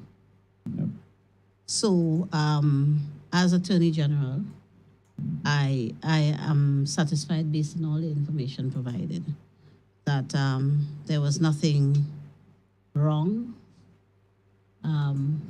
morally or legally, in the steps taken, but that, in fact, those steps were taken in furtherance of the transformation agenda of this government.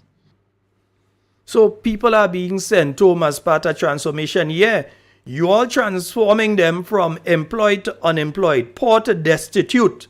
Yeah, from having food in their house to having nothing and being hungry. That is what they are doing, transforming people into.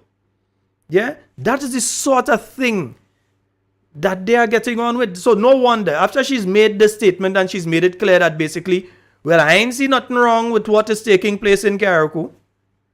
That is what she said. And that is the Minister of Labour. In other words, if the issue is brought up to a certain level, it has to go to her, the same person that just make this statement, who ought to have known better than to make that statement. The same person who has to make that statement. According to where the case, because there's a case being built there by the workers in Carriacou, according to where that is brought, that same person that just said they didn't find nothing wrong with what was done in Carriacou is the person that has to decide what is happening with the workers there. If they're going to get the little bit of money that they need to get. If they were wrongly dismissed. If what is happening in Carriacou is fair, that you're sending home one set of people for doing the same thing that a next set of people do, but you leave the next set of people alone. No, if you're sending home, send them all. If you're doing that, it's supposed to be even, or leave everybody. Carriacou is a small place for this kind of thing to be taking place. And they send them home, people. Remember, during the election campaign, this was the promise that was made on the platform. Employment.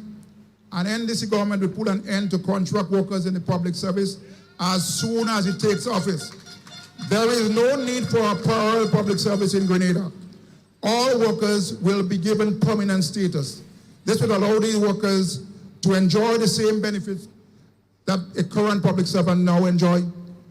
We will also ensure that all workers benefit from pension and gratuity once and for all. Now, folks, remember, that's a... No, you didn't hear it properly. Okay, somebody said they didn't hear it properly. Let me play that again. Employment. An NDC government will put an end to contract workers in the public service as soon as it takes office.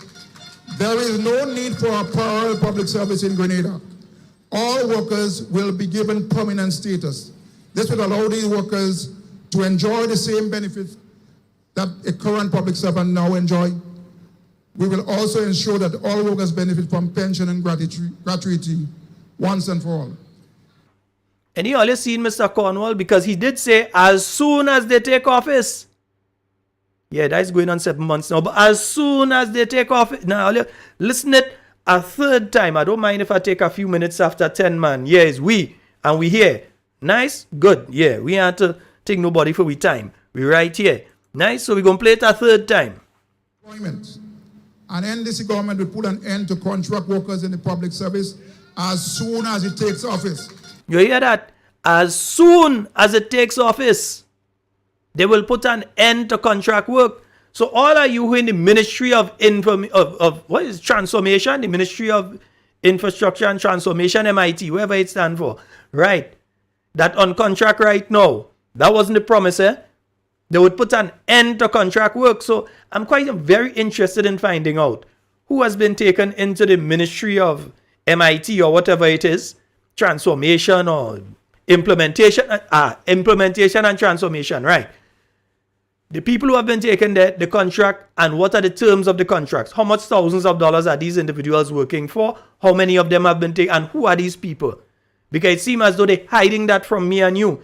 They don't want us to know. They create a new ministry. They staff a new ministry. But they don't want to tell you and me who are the people they staff the ministry with and how much they're paying them. But believe me, they will have to tell you.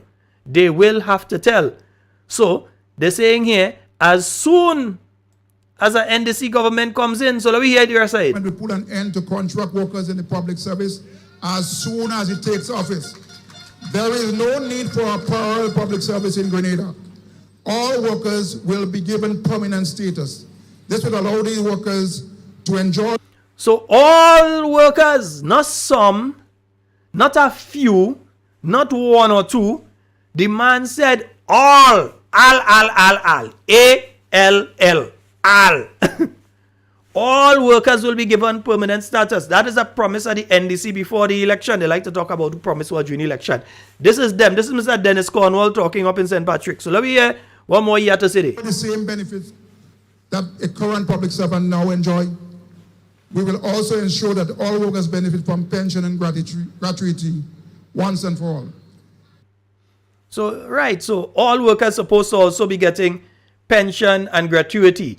I know according to the 1958 Act, you had to make a certain amount of time and be in a confirmed position. Right. But he's saying here that all workers, so regardless of if you are, in the confirmed position for the amount of time, they ain't care. They're saying that how you are supposed to get pension and gratuity. Not me say, them say. You understand? Even the police, they came and they told the police they go sort out the pay and grade. All of a sudden they can't find the Ernst and Young report. But they tell the police officers, all of you police officers tonight, you remember this? To the men and women of the Royal Grenada Police Force who put their lives at risk.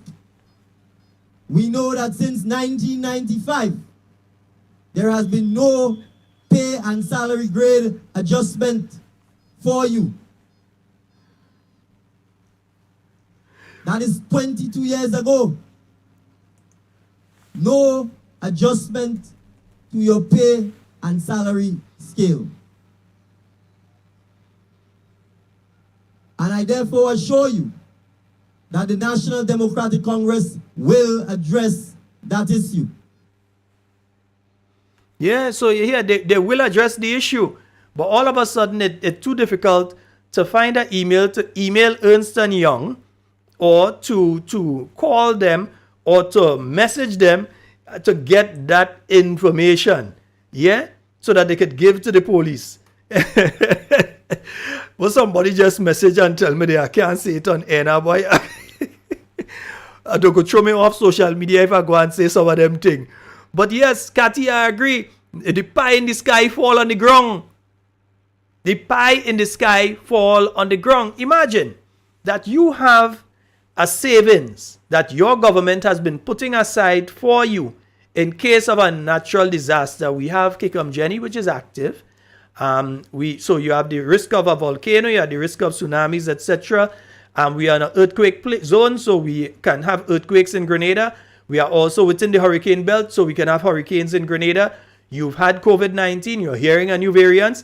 And instead of taking all this into consideration and saying, let us preserve what is there, their budget is already failed. They're already going broke. The same people who meet a pregnant treasury, ready to give birth, that say they don't know why NNP leave all that money inside there. Yeah? The same people who were saying that last year, all of a sudden now they start to run broke. So they start to put tax on this, tax on that. And listen, there are a category of people that I have to speak about.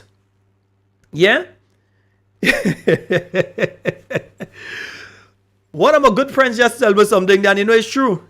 They didn't say how to go end contract work, Yeah. So they have a getaway clause there. They end contract work by firing everybody on the contract.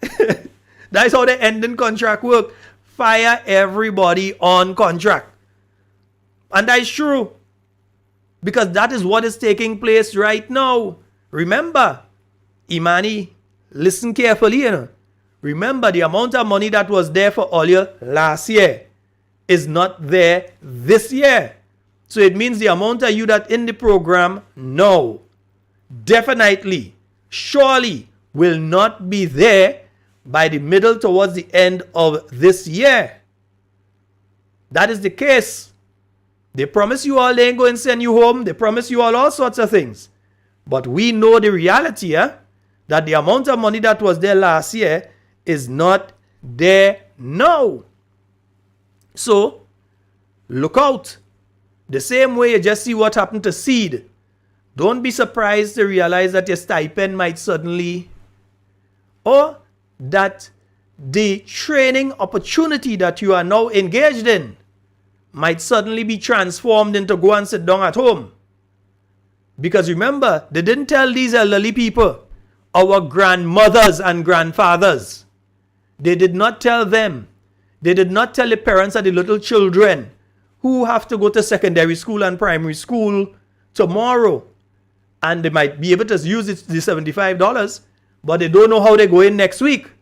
And the parents crying tonight because they don't know how the children going next week. Because at least, if these people had the common decency and courtesy to tell these people, the most vulnerable among us, that they was going to do this to them today, they might have been able to reach out to somebody for a little bit of help, so they couldn't be in the dire straits they have them right now, trying to make them destitute, like them trying to increase the vagrant population in Grenada. They're trying to send some people crazy. Because I cannot understand sensible, caring people doing something like that. So as one of my friends just said, yeah, they never say how they're going to end contract work. They're going to end contract work right now by sending home the people who are on contract.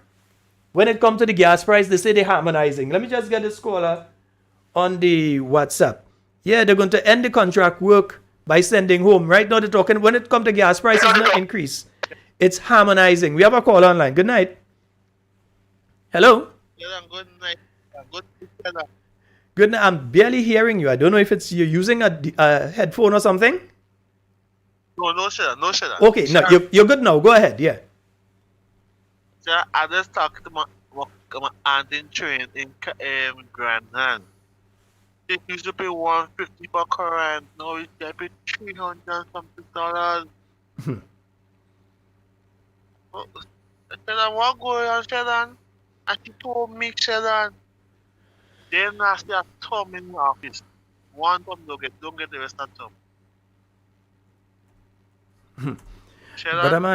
Brother man, let it take the one Tom and go. We don't know if it's a year, 2 years, 5 years. Let it take the one Tom and go. The faster, the better.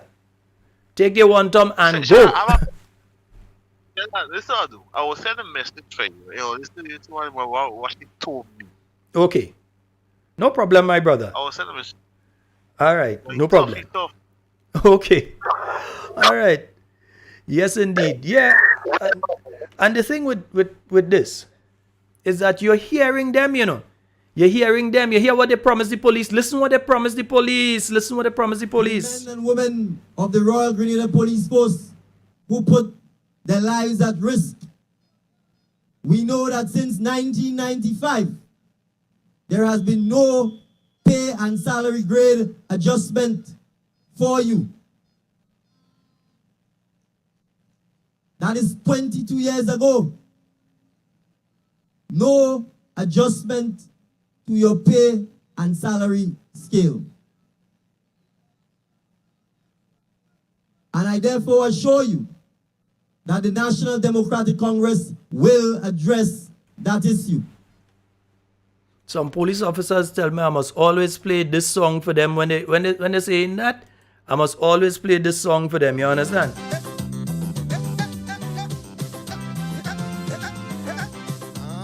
Oh yes. Who are you? Grenadian politics. Yes, I do have. Most of those clips I do have them in video. Yeah. Yeah, though it's our program. If we decide we go in more than 2 hours, we go in more than 2 hours. It's our own. Now let's say we go in more than 2 hours tonight. Nice. Well, you don't have to go home just now. To go and organize for the children in the morning. You know it go. Daddy duties. But this is what we're seeing taking place in our country right now. Look at what has been done to these people. And I'm going to tell you something. The tears of those old people and those mothers and fathers today is a dangerous, dangerous, dangerous thing. And if I was part of this government, I want nothing to do with it at distancing myself. Seriously, I want nothing to do with that. Because what is taking place today You hear the old people that say, Costco take you? Listen carefully to what happened to some of them after what they have done to these people today. The NNP gave it, and the NDC take it away. Folks, that's all the time we have for tonight, man. Tomorrow night, God's willing, there is an important one I want to speak about, because a lot of you don't realize something, something has been put into place there, and SRO has been passed. And all of you all that have your little barber shops that listening right now, or that do your local nails, even those of you that just go on the beach and braid hair for the tourists, all of you don't realize that there's been an SRO passed by the Ministry of Health that covering you all. We're going to talk about a bit about that tomorrow. We're going to play some more clips, and we're going to have a discussion around several things, because it seems as though right now, even if you're doing the local scrub foot and them kind of thing, all of these people are going behind right now because their budget is already busted. You do a budget, you say 1.2 billion. If you know you can't do a $1.2 billion budget, do a 800 million, you shame? Do a 700 million, you know you can't do a $1.2 billion budget. You put now loan authorization for 350 million that you might or might not use. But then look where you're trying to get the money from. Yeah? Look where they're trying to get the money from. They're trying to get the money from the poor and vulnerable. So they make sure they get themselves a raise without any consultation with anybody. All 16 of them sit down inside the room. 16, yeah. Because the AG is also the minister thing. So 16 of them sit down inside the cabinet room and decide, hey, that money NNP used to get, we are working for that. We deserve more than that. And give themselves a raise on a yearly basis at $24,000 that they're not paying a single cent tax on. Right? But the elder people in this country who pick the cocoa and nutmeg, who build the road, yeah, who work to build Grenada that we living in right now, they don't find them deserving of an additional $150. These wicked, vile, uncaring people have taken that money away from them. As somebody said just now, no longer pie in the sky or pie on your plate, is pie on the floor. I just say it's pie in your eye. They say boots on the ground, I say boots in your rear. And transformation from being able to take care of your business to being destitute. They're trying to make people into vagrants in this country. They're trying to increase the vagrant population in our country. Folks, that's all the time we have for tonight. It's been wonderful being here with you. My name is Sheldon Scott. Remember, like, share, subscribe. We are going to be on tomorrow night, again from 8 p.m. Yeah, I think I'm supposed to have a guest joining me for part of the night tomorrow night as well to talk on one or two issues.